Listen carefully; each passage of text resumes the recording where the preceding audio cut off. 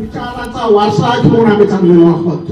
हा वारसा सर्वसामान्यांना न्याय देण्यासाठी, सर्वसामान्यांचे प्रश्न सोडवण्यासाठी आणि देशाला बळकटी देण्यासाठी, जगाला महान बनवण्यासाठी ह्या मानवाचा विचारच घेऊन आपण सक्षमतेकडे जाऊ आणि एक बलशाली देश घडवूया.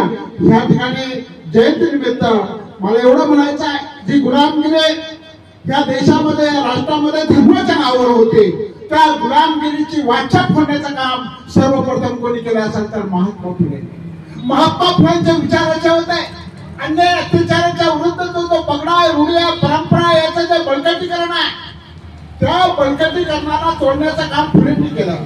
आताच मामा म्हणले आणि आपले ऍडव्होकेट कराळे म्हणले त्याप्रमाणे समाजाची जी रचना आहे, समता आहे, बंधुत्व आहे, न्याय, त्या न्याय बनवण्यासाठी शिक्षणाची गरज आहे आणि त्या शिक्षणाचा पाया मजबूत करण्यासाठी आपली पत्नी सावित्रीबाई फुले यांना बरोबरी घेऊन काम केलं. आणि त्यामुळं आता मामा म्हणले ज्या महिला घडल्या, तो देशामध्ये पंतप्रधान होऊ शकला, राष्ट्रपती होऊ शकला, केवळ एकच मात्र त्या महान कार्य त्या माणसाने केलं.